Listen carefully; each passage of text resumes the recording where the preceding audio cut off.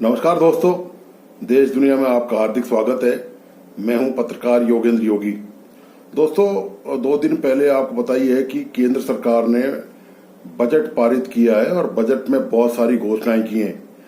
इनमें से जो खास बात ये इस बजट में जो घोषणा की गई है, जिस पर शायद ज्यादातर लोगों का ध्यान नहीं पड़ा और उस पर बहुत ज्यादा चर्चा भी नहीं हुई, और बजट में जो एलोकेशन हुआ है, जो बजट राशि आवंटित की गई है, उसमें से जो सर्वाधिक महत्वपूर्ण तत्व है वो यह है कि जम्मू कश्मीर के लिए इस बार 42,277 करोड़ रुपए का बजट आवंटित किया गया है, जो पिछली बार से ज्यादा है। करीब 1.5 या 2% करीब बजट पिछली बार की तुलना में ज्यादा है।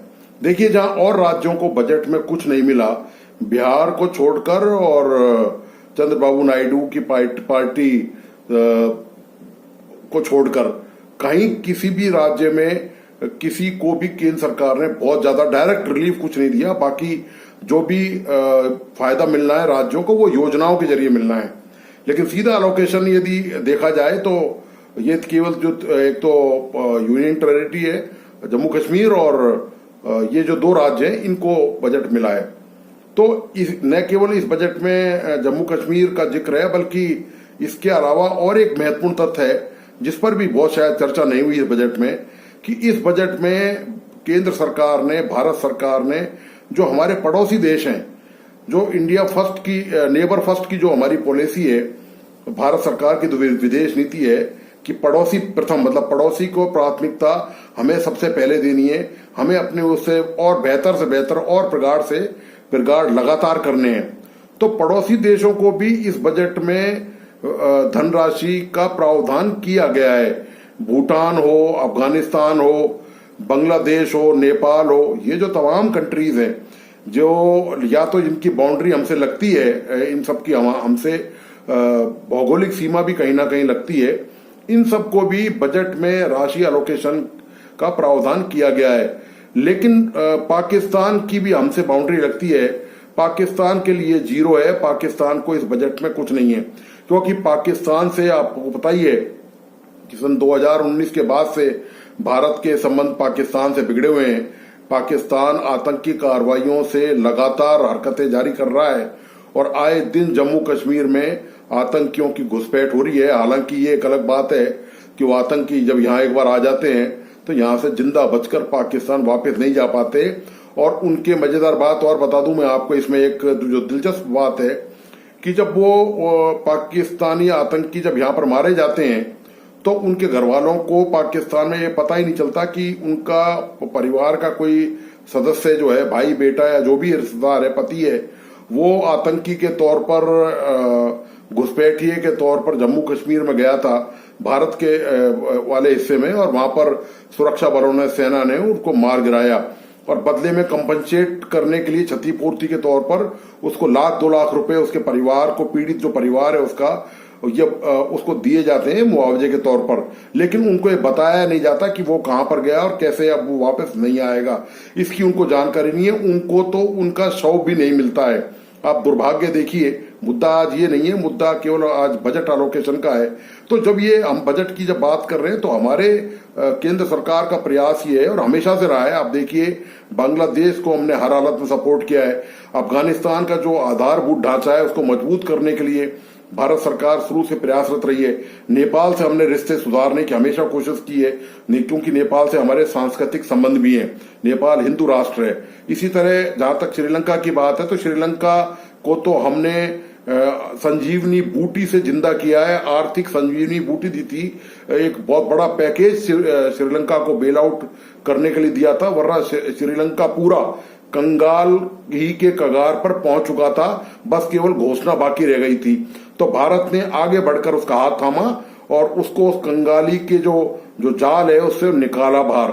और ये कंगाली का जाल मैं आपको लगातार बताता चलूं, ये चीन की वजह से आया था।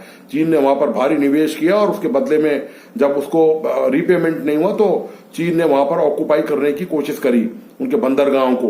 तो ये पूरा प्रकरण है। तो लेकिन सवाल इस बात का है कि जब ये खबर निश्चित तौर पर दोस्तों आपके पड़ोस में कहीं पटाखे चल रहे हो, दिवाली मन रही हो और एक दूसरे घर में मातम छाया हुआ हो, वहां पर रोटी के लिए, आटे के लिए लंबी लंबी कतार लगी हो, 20-20, 25-25 हजार रुपए का बिल आ रहा हो, आम आवाम को वहां पर रोजगार नहीं हो, भिखारियों की तादाद वहां दिन रात लगातार बढ़ती जा रही है, लोग बिजली के बिल नहीं चुका पा रहे और इसके लिए वो आत्महत्या कर रहे हैं वहां पर। इस सब के बीच भी वहां की आवाम को जो जम्मू कश्मीर के नाम पर चूरण बेचा गया है, सबसे महत्वपूर्ण बात यह है कि आप चूंकि ये जो जीवन जीने की जो बुनियादी जरूरतें हैं, इनकी आप डिमांड नहीं करें पाकिस्तान की सरकार से, तो वहां पर जो चूरण बेचने का धंधा वहां के जो नेता करते आ रहे हैं, और वो एक तरह से अनपढ़ जाहिल जो वहां की आवाम है, आप जानते हैं कि पाकिस्तान में शिक्षा का स्तर बहुत ज्यादा खराब है, वहां जो लिटरेसी रेट है वो बहुत कम है, और जो भी वहां पर लिटरेसी रेट थोड़ी बहुत है वो मदरसों में पढ़ाई जाती है, और मदरसों में किस कदर शिक्षा दी जाती है, मैं पूर्व में कई वीडियो में जिक्र भी इस बात का कर चुका हूं कि उनको दिमागी तौर पर वो जो है वो कट्टर आतंकी वहां पर मदरसों में खेप तैयार की जा रही है। तो ये पाकिस्तान के अवाम का हाल है। लेकिन जैसे ही पाकिस्तान के लोगों को जब सोशल मीडिया के माध्यम से यह सूचना मिली कि भारत ने अपने पड़ोसी देशों को करोड़ों रुपयों की राशि आवंटित की है और इसके अलावा जम्मू कश्मीर के लिए एक बहुत लंबा चौड़ा बड़ा पैकेज दिया गया है जम्मू कश्मीर के विकास के लिए। इससे पहले भी मैं बताता चलूं कि जम्मू कश्मीर के लिए भारत सरकार ने बहुत ही गंभीर प्रयास किए हैं, चाहे वो चेनाब नदी का विश्वविख्यात पुल हो, या वहां पर एम्स की घोषणा हो, या वहां पर मैनेजमेंट के इंस्टीट्यूट की घोषणा हो, और जो भी बहुत, और इसके अलावा फॉरेन जो इन्वेस्टमेंट है वो सऊदी अरब और यूएई, इन दोनों से बातचीत चल रही है और काफी बड़ी करोड़ों की तादाद रुपए लगाकर वहां पर इन्वेस्टमेंट का प्रयास किया जा रहा है ताकि वहां के किसानों की आर्थिक हालत और बेटर हो सके वहां पर। तो ये पाकिस्तान को जब ये सब जानकारी मिली बजट के बारे में, तो पाकिस्तान की आवाम ने वहां पर त्राईमाम करना शुरू कर दिया, और किस कदर पाकिस्तान की सरकार को वहां पर कोसा है। और दूसरी तरफ मैं आपको एक इसमें पुराने वीडियो की क्लिप डाल रहा हूं, आप क्षमा करें मुझे इस बात के लिए, यह बताने के लिए कि पाकिस्तान को कैसा चूरण बांटा जाता है कश्मीर के नाम पर।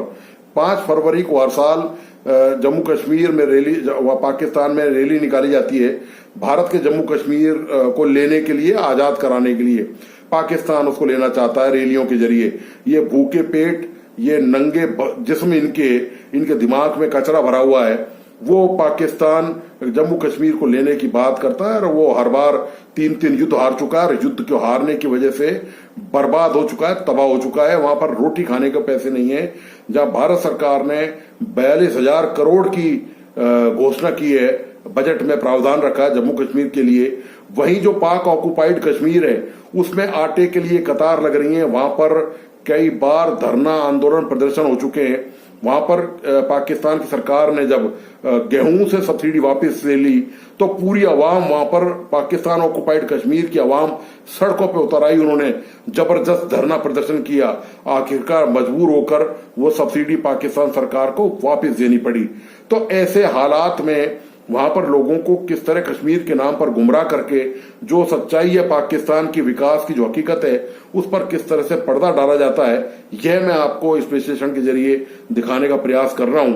तो आप देखिए कि पाकिस्तान के लोगों का वहां पर क्या रिएक्शन रहा इस मुद्दे को लेकर, कैसी कैसी प्रतिक्रियाएं उन्होंने, जब उनको पता चला कि पड़ोसी देशों को भारत ने करोड़ों की सहायता दी है, जम्मू कश्मीर के लिए जबरदस्त बजट की राशि का प्रावधान किया है।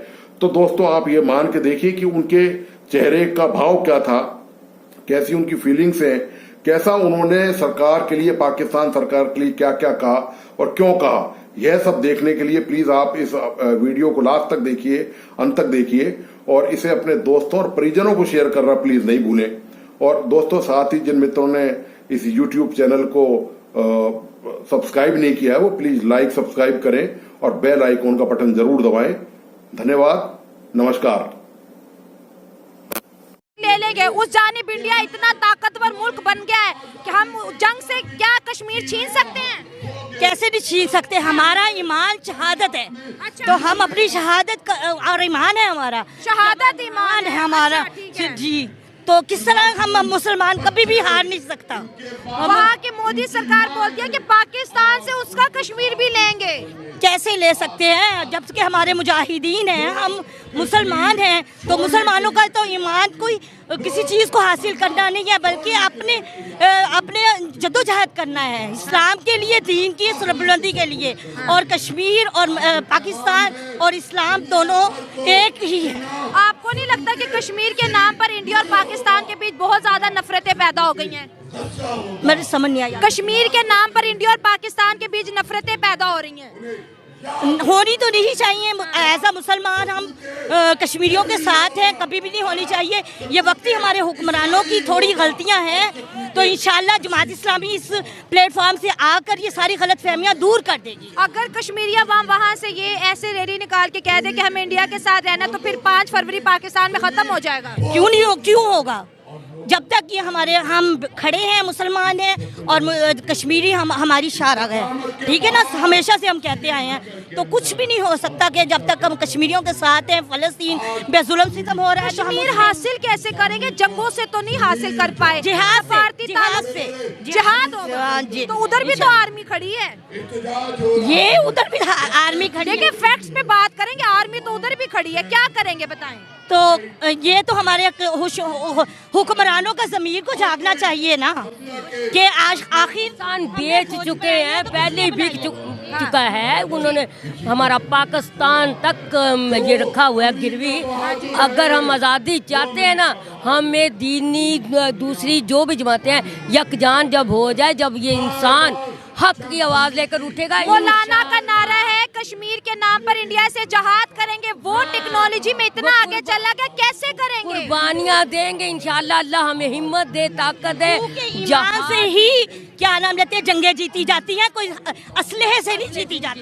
वहाँ पर भी 27 करोड़ मुसलमान है, यहाँ पे 25 करोड़ मुसलमान है, दोनों तरफ ही मुसलमान है, क्या करेंगे? ओहद में जंग बदर में 313 लोग थे ना। अच्छा। तो इंशाल्लाह अगर हमारा ईमान पक्का है ना, ये 313 जो थे ना गालिब थे। अम्मा 77 सालों में तो कश्मीर को नहीं ले सके, 100 सालों का पाकिस्तान होने वाला है 23 साल बाद। एक वक्त जब इस्लामी हमारी हुकूमत आएगी, इंशाल्लाह ताला लेके दिखाएंगे इंशाल्लाह। आप कहते थे अफगानिस्तान में शरिया आएगा, कश्मीर लेंगे। अफगानिस्तान भी इंडिया के साथ मिल गया है। नहीं मिला, ऐसी ये गलत अफवाह होगी। अफगानिस्तान नहीं मिले, वो तो इंडिया को लाइक करते हैं, इंशाल्लाह ताला। हमारा ये क्या कहते हैं, सिराजुल हक साहब आ जाए इंशाल्लाह हम कश्मीर जीत के दिखाएंगे। के साथ क्या हुआ है शुएब भाई, नेबर मालदीव, भूटान, बांग्लादेश, अफगानिस्तान, ये वो है कि जो इंडिया के बड़े करीब और साथ वाली कंट्री हैं। इनके साथ बदकिस्मती से पाकिस्तान भी और चाइना भी है, जिनका नामो निशान भी नहीं है बजट के बीच में। लेकिन अब देखें, मैं सबसे पहले मालदीव की बात करना चाहूंगा। मालदीव वो कंट्री है कि जो उस मुल्क के वजीर आजम को क्लोन और पपिट कहते हैं। लेकिन आप ये देखें, क्लोन और पपिट कहने के बावजूद भी 400 करोड़ का जो है ना उनके लिए बजट रखा गया है। ये मालदीव की बात बता रहा हूँ। उसके बाद आप आए बांग्लादेश के लिए, 120 करोड़ का बजट रखा गया। बांग्लादेश, वो बांग्लादेश जो पाकिस्तान और बांग्लादेश एक होते थे, और इंडिया से दोनों ही हम अलग हुए ना। जी हाँ, बिल्कुल, इंडिया से हम दोनों अलग हुए, तो उसके लिए 120 करोड़ रखा गया है। इसके अलावा नेपाल के लिए, भूटान के लिए, अफगानिस्तान के लिए, इन सब कंट्रीज के लिए बड़ा आउटस्टैंडिंग किस्म का बजट रखा गया है। और मैं तो हैरान ये होता हूँ कि मेरे ख्याल से, मुझे लगता है कि दुनिया में जितने पावरफुल, जितने बड़े पावरफुल लोग हैं, लेकिन मुझे ऐसा नहीं लगता कि ऐसी कंट्री कोई हैं कि जो अपने नेबर्स के लिए भी सोचते हैं, अपने नेबर के लिए भी इतना बड़ा सेटअप रखते हैं और बजट में इतनी बड़ी रकम रखते हैं। फिर उसके बाद आप आए, थोड़ी सी बात कर लेने दीजिए। फिर उसके बाद आप आइए कश्मीर के ऊपर। देखें, इंडिया साइड कश्मीर के लिए उन्होंने जो बजट रखा है ना शुएब भाई, मैं यकीन करें गिनता हुआ मैं कहीं पे देख रहा था, 14 बिलियन डॉलर। मैं गिनते हुए ना मैं हैरान और परेशान हो रहा था। बिलियन कहते हैं किस चीज को, 14 बिलियन डॉलर कश्मीर के लिए रखा गया बजट के बीच में। उसमें कश्मीर की डेवलपमेंट होगी, बहुत से काम है उसके बीच में, कश्मीर की तरक्की के लिए 14 बिलियन। अब आप लीजिए पाकिस्तान को इसके साथ, पूरा पाकिस्तान कह रहा हूँ, पूरा पाकिस्तान, 3 बार रिपीट कर रहा हूँ, पूरा पाकिस्तान को चलाने के लिए जो IMF से हम लोग कर्जा लेते हैं ना, 1 बिलियन, 2 बिलियन, 3 बिलियन, 5 बिलियन, ये 5 बिलियन तक जा रहा है, 1 से लेके 5 तक। और उसके लिए भी हमें नाक रगड़नी पड़ती है, तरले करने पड़ते हैं, उनकी सारी शर्तें माननी पड़ती हैं, पता नहीं क्या क्या कुछ अपना गिरवी रखवाना पड़ता है हमें IMF से 1 बिलियन या 2 बिलियन या 3 बिलियन लेने के लिए। लेकिन इंडिया ने सिर्फ कश्मीर के लिए $14 बिलियन, यार ये छोटी बड़ी बात नहीं ठीक है, है, लेकिन बड़ी इसमें बात मैं है। ये चीज कहना चाहूंगा, देखने वाले जाहिर बात है, अगर कोई YouTube से देख रहा है, कोई गूगल से देख के, मतलब जैसे आबिद भाई ने 14 बिलियन बोला या मैंने अगर कोई भी डिजिट बोला है, वो देखने वाले अगर कहीं पे गलत हो तो उसे करेक्शन नीचे कमेंट बॉक्स में जरूर करिएगा। आबिद भाई मुझे ये बताएं, कश्मीर के लिए डेफिनेटली उन्होंने बजट रखा, एक साइड पे हमने भी कश्मीर में जो आजाद कश्मीर जिसे हम अपनी साइड का कश्मीर है, वहाँ पे बिजली के कीमतें कम की, तो अब पाकिस्तान के दूसरे एरिया के लोग कह रहे हैं कि भाई हमारा हक उधर दे दिया। वैसे हम कहते हैं कि उनके लिए जान भी हाजिर है, खून भी हाजिर है, लेकिन बिजली के बिल जो उनसे वो नहीं कम। आप ये देखें, बिजली के बिल की तो बड़ी दूर की बात है, $1 बिलियन पाकिस्तान साइड कश्मीर पे खर्च किया गया हो ना, या बजट में $1 बिलियन रखा हो, तो पूरा कश्मीर हमारा नए तरीके से बन जाता है। इवन के डैम के काम भी जो रुके हुए हैं ना, वो भी शुरू हो सकते हैं उसके बीच में। तो जिस शहर के लिए, जिस सूबे के लिए उन्होंने 14 बिलियन जो इन्वेस्ट कर रहे हैं, वो क्या बन जाएगा कभी, इस चीज को भी आप सोचिए। 1 बिलियन के लिए हमें IMF पता क्या क्या करवाता है हमारे से, यकीन करें, तरले भी करवाता है, मिन्नत भी करवाता है, सिफारिशें दूसरी दुनिया के जो बड़े लोग हैं ना, उनकी सिफारिशें भी करवाई जाती हैं। इवन के हमारे यहाँ से बड़े बड़े, मैं अदारों का नाम नहीं लेना चाह रहा, ऐसे ही है। वो अदारे भी सिफारिशें करते हैं कि हमें 1 बिलियन दे दें। हमारे इधर भी अभी 1 महीने पहले बजट अनाउंस किया गया, जब ये नई गवर्नमेंट आई है, उसके बाद नई गवर्नमेंट ने किया, आम पब्लिक के जो यहाँ पे खड़े हैं, कोई बच्चा अगर गुब्बारे बेच रहा है, कोई यहाँ पे वेटर है, या कोई इस तरीके से जो भी लोग हैं, इनके लिए हमारे बजट में क्या किया। हमारे हुक्मरान तो खुद उनसे मिले हुए, तो हम दोस्ती करके क्या करें? हम उनसे दोस्ती करके क्या करें? तो फिर क्या वजह है? कंपैरिजन उनसे नहीं कर सकते, वो हमसे बहुत आगे हैं। बेशक उनकी आबादी हमसे ज्यादा है, लेकिन अकल उससे भी ज्यादा है। अकल उससे ज्यादा है। अकल हम लोगों से भी ज्यादा है। वहाँ की आवाम को सोचने समझने की अच्छी सलाहियत, उसकी वजह शायद एजुकेशन का बेहतर होना है। शऊर है, एजुकेशन हमसे ज्यादा है, ठीक है, तो इस लिहाज से वो हमसे आगे हैं। बच्चा इंग्लिश बोलता है वो। ये चीज है, और ये इस बात में कोई शक नहीं है कि अगर एजुकेशन का थोड़ा सा हम कंपैरिजन करें, वैसे तो हमारा कंपैरिजन शायद बनता नहीं, जैसे मैम ने बोल दिया या आबिद भाई ने बोला कि कंपैरिजन बनता नहीं है। लेकिन उन्होंने बजट में एक जो सबसे बड़ी चीज रखी ना इंडिया के बजट में, उन्होंने आम लोगों के लिए नौकरियां प्रोवाइड की हैं उसके बीच में। ठीक है। अब देखें, इंडिया में आपको आइडिया होगा कि छोटा सा बच्चा भी जो है ना, एजुकेशन उसकी बहुत अच्छी है। अब उधर लोग पढ़े लिखे हैं, बहुत ज्यादा पढ़े लिखे हैं, उन्होंने उसके ऊपर क्या काम किया कि अपने मुल्क में इतनी नौकरियां दे रहे हैं कि पढ़ लिख के इंडिया के जो लोग हैं वो बाहर ना जाएं, वो इंडिया का फायदा हमें करें। सीखना चाहिए कि नहीं? हमें सीखना चाहिए, उनके बहुत सारी चीजें सीखने के लिए। एजुकेशन सबसे ज्यादा तो हम एजुकेशन में, मतलब ये कि सीख सकते हैं, एजुकेशन में वो हमसे बहुत आगे हैं। हमने कितना कोटा मुहैया किया और कौन खा जाता है वो कोटा। चीज है, हेल्थ के लिए हमने कितना बजट रखा, एजुकेशन के लिए कितना बजट रखा, हमने अपने यहाँ पे IT टेक्नोलॉजी के लिए कितना। अवाम को कुछ नहीं मिलता। बड़ी मछलियाँ जो होती हैं वो सारा कुछ हड़प कर जाती है। ऐसे ही है, अवाम बिल्कुल ही, तो हुक्मरानों को गालियां ना दे, बुरा भला ना कहे, तो और क्या फिर कहें? क्या कहें? लेकिन वो भी नहीं अब आप दे सकते, क्योंकि आपको डर लगता है ना, आपको मतलब ओवरऑल साहब की बात कर रहा हूं। जी, तो ऐसे ठीक है।